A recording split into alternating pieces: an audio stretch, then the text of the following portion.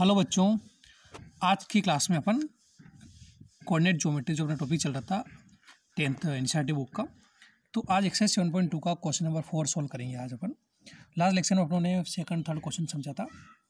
तो question number 4 कुछ इस प्रकार है, गिवन है find the ratio in which the line segment joining the point -3, 10 and 6, -8 is divided by -1, 6। यानी एक लाइन सेगमेंट है, जैसे एक लाइन सेगमेंट बनाया मैंने यहाँ से लेकर यहाँ तक, ये लाइन सेगमेंट हो गया ए से लेकर बी। क्या दीजिए मैंने, find the ratio in which the line segment joining the point -3, 10 and 6, -8। यानी -3, 10 और 6, -8 को ज्वाइन करने से जो लाइन सेगमेंट बन रहा है, इस लाइन सेगमेंट को कौन डिवाइड कर रहा है? एक पॉइंट जो ये कौन -1, 6। मान लिया पॉइंट क्या हो गया, P जो हो गया -1, 6, इस टू के द्वारा डिवाइड कर रहा। ठीक, अब कैसे डिवाइड कर रहा है, तो रेशियो पता अपने को, मान लेते हैं रेशियो क्या, M1 रेशियो M2 में डिवाइड कर रहा है। तो लिख देते हैं लेट A जो हो जाएगा -3, 10, B जो हो जाएगा 6, -8 एंड P पॉइंट हो गया -1, 6। अब ये पॉइंट P जो है इसको किस रेशियो में डिवाइड कर रहा है? M1 रेशियो M2 में डिवाइड कर रहा है। ठीक है, और अपनों से बोला है कि क्या फाइंड कीजिए, फाइंड द रेशियो। यानी इस बार ये रेशियो फाइंड अपने को करना है। तो कैसे फाइंड करना है, बहुत इजी है, समझिएगा कैसे। लिखते हैं यूजिंग सेक्शन फॉर्मूला, और सेक्शन फॉर्मूला अपने को पता है क्या होता है, x = m1 x2 plus m2 x1, और अपॉन में क्या आ जाता है m1 प्लस m2। अब देखिए, ये अगर x1, y1 है आपका, ये xy है और ये x2, y2 है। तो जहाँ पर x आता है वहाँ x की वैल्यू, जहाँ x आता है वहाँ x की वैल्यू पुट करेंगे। तो x की वैल्यू कितना, -1 है, ये x की वैल्यू -1। अगेन m1 की वैल्यू तो फाइंड करना है, तो m1 as it is, x2 कितना आपका 6 है, तो रखा 6 प्लस m2 कितना है, तो m2 ये फाइंड करना है अपने को। x1 की वैल्यू कितना है, x1 की वैल्यू -3, ये रखा ब्रैकेट -3, और यहाँ आ जाएगा m1 प्लस m2। ओके, बहुत आसान है, बस वैल्यू पुट करनी है अपने को। अगेन -1 एज इट इज़ है, यहाँ क्या m1 प्लस m2 है, तो इसका इधर क्रॉस मल्टीप्लाई हो जाएगा, यानी m1 प्लस m2 का इधर क्या हो गया, क्रॉस मल्टीप्लाई। यहाँ पर देखिए क्या है, m1 का मल्टीप्लाई 6 से, m1 का मल्टीप्लाई 6 से, ऐसे ही प्लस का मल्टीप्लाई माइनस है तो माइनस हो जाएगा, और यहाँ m2 का मल्टीप्लाई किससे हो जाएगा, 3 से। अब -1 का मल्टीप्लाई दोनों से होगा, तो -1 का मल्टीप्लाई m1 से तो माइनस का m1, ऐसे -1 का इससे होगा तो माइनस हो जाएगा, और ये m2 आ जाएगा। यहाँ मल्टीप्लाई हुआ तो 6m1, यहाँ मल्टीप्लाई हुआ तो 3m2 हो जाएगा। अब m1 वाली टर्म m1 के पास और m2 वाली टर्म m2 वाले के पास भेज देंगे, यानी माइनस का m1 तो यही है, ये प्लस का 6m1 इक्वल के इधर आएगा तो माइनस का 6m1 हो जाएगा।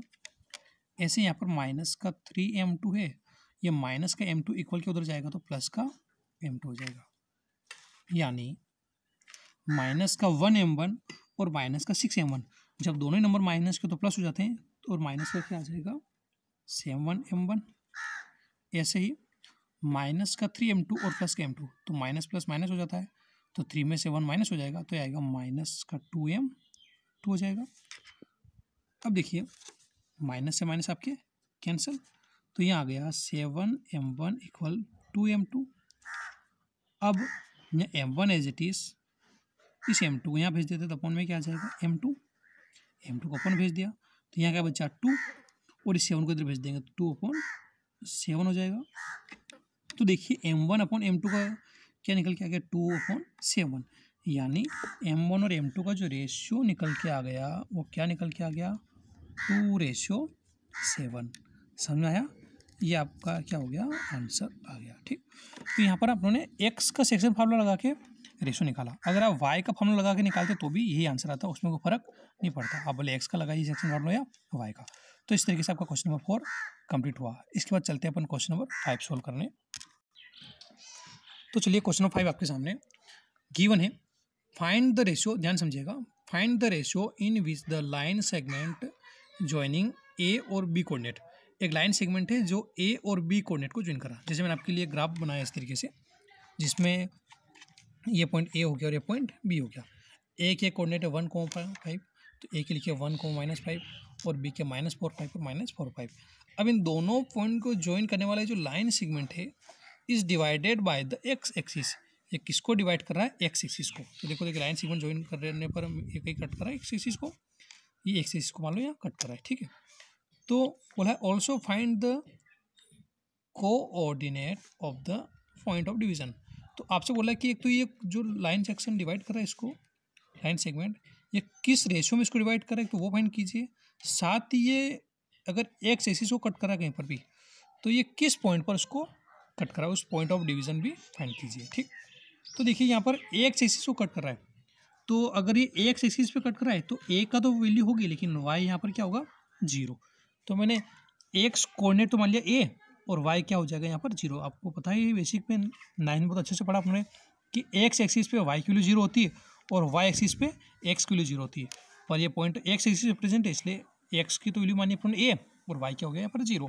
तो इन जो भी लिखा आपने उसको लिख देते, पहले लिखते हैं गिवन दैट, क्या गिवन है ये थोड़ा सा ऊपर लिखिएगा, मैंने जगह नहीं छोड़ी, ग्राफ थोड़ा नीचे और ये गिवन दैट ऊपर। गिवन दैट ए जो है कितना 1,-5, बी जो है -4,5 और एक कोऑर्डिनेट में लेट किया, let coordinate on the X axis.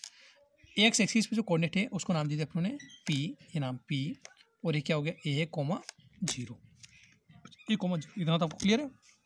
अब इसको सोल्व करते हैं, पहले अपन इसका रेशियो फाइंड करते हैं। अब रेशियो कैसे फाइंड करना है तो लिखेंगे यूजिंग सेक्शन फॉर्मूला। अब सेक्शन फॉर्मूला यूज करते हैं अपन। अब सेक्शन फॉर्मूला यूज करते हैं किस वाले का? अब देखिए ये तो गया x1 y1, ये तो चलो यहाँ से a है तो ये x1, y1 और ये हो गया x2, y2 और ये हो जाएगा x, y, x1 y1, x2 y2 और a,0। अभी अपने रेशियो फाइंड करता था वैसे इसका भी रेशियो फाइंड करेंगे। पर देखिए यहाँ पर x की वैल्यू a है, x की वैल्यू a है। अब अगर ये वैल्यू फाइंड होती तो अपन इसका रेशियो फाइंड कर सकते। तो अपन क्या करेंगे y वाले वैल्यू लेंगे, क्योंकि y की वैल्यू 0 है तो रेशियो अपन इजीली फाइंड कर सकते हैं। तो लिखेंगे y इक्वल, अभी और अच्छे से आपको क्लियर हो जाएगा क्वेश्चन करें तो m1 y2 plus m2 y1 m1 plus m2, ठीक। अब अगर इसकी वैल्यू पुट करें तो y की वैल्यू कितना 0, ये y की वैल्यू 0, ऐसे m1 फाइंड करना है तो y2 और y2 कितना अपने पास 5 है तो रखा 5 प्लस m2 फाइंड करना है, y1 कितना है अपने पास -5 -5 और यहाँ पर m1 प्लस m2 की वैल्यू नहीं पता, m1 प्लस m2। अब इस m1 प्लस m2 का इधर क्रॉस मल्टीप्लाई हो जाएगा तो 0 से cross multiply m1 plus m2 का, यहाँ पर m1 का मल्टीप्लाई 5 से हो जाएगा, ऐसे प्लस माइनस माइनस और m2 का मल्टीप्लाई 5 से। अगर 0 से इस पूरे का मल्टीप्लाई होगा तो 0 आ जाएगा, क्योंकि 0 से किसी नंबर का मल्टीप्लाई करो 0 मिलता है। ये आपका 5m1 माइनस 5m2 अगेन। अब इस 5m1 को इधर भेज दें अपन तो प्लस का 5m1 इधर आएगा तो माइनस का 5m1 और यहाँ बच जाएगा माइनस का 5m2। देखिए यहाँ पर प्लस का 5m1 इधर है तो माइनस का, और यहाँ बचा माइनस का 5m2। बच्चे बहुत सारे जल्दीबाजी क्या करते हैं इसको तो भेज देते हैं माइनस का लिख देते हैं और ये साइन भूल जाते तो डायरेक्ट लिख देते हैं 5m2 प्लस में। तो ध्यान रखिएगा माइनस साइन हो तो जरूर लिखें उसको, ठीक है। अब वापस माइनस से माइनस कैंसिल, तो यहाँ आ गया 5m1 इक्वल्स टू 5m2। अब रेशियो फाइंड करना है तो m1 अपॉन m2 इक्वल 5 ये वाला और ये 5 अपॉन में आ जाएगा, 5 1 जा 5। तो रेशियो निकल के आ गया m1 अपॉन m2 का 1/1, यानी m1 रेशियो m2 निकल के आ जाएगा 1/1। तो देखिए यहाँ पर रेशियो क्यों निकल पाए, क्योंकि y की वैल्यू 0 थी। अगर यहाँ पर मैं x वाला फॉर्मूला लगाता तो x की वैल्यू तो कितना a है तो अपना रेशियो नहीं निकल पाता, इसलिए अपने y वाले फॉर्मूले से रेशियो निकाला। तो ये तो निकल के आ गया आपका रेशियो m1 रेशियो m2। अब साथ ही उसने क्या बोला था, एक और क्वेश्चन बोल रखा था। इस क्वेश्चन में 2 क्वेश्चन है, एक तो बोला था फाइंड द रेशियो, तो रेशियो तो फाइंड हो गया, पर साथ ही क्या बोला find the coordinate of the point of division, यानी ये जो a,0 तो a की वैल्यू कितना ये भी फाइंड कीजिए। तो अपन आप इजीली फाइंड कर सकते हैं। तो लिखते हैं वापस, अगेन यूजिंग सेक्शन फार्मूला। और कौन सा वाला सेक्शन फार्मूला? एक्स वाले का, एक्स का भाग सेक्शन वाला अपने पता है, m1 x2 प्लस, ये आपका फॉर्मूला है, m1 x2 plus m2 x1 upon m1 plus m2। तो x as it is, m1 की वैल्यू कितना है? तो m1 की वैल्यू 1, x2 की वैल्यू कितना है? तो देखिए x2 की वैल्यू है -4, तो रख देते हैं यहाँ पर x2 की वैल्यू -4। वापस m2 की वैल्यू 1, x1 की वैल्यू है 1 है आपका, और m1 प्लस m2, m1 भी 1 और m2 भी 1। तो यहाँ पर ax इक्वल 1 का मल्टीप्लाई -4 से तो -4 प्लस 1 का 1 से तो 1 हो जाएगा, और 1 + 1 कितना होगा आपका 2। यानी ax की वैल्यू -4 + 1 कितना होगा? -3/2। यानी x की वैल्यू निकल के -1.5 ये आएगी।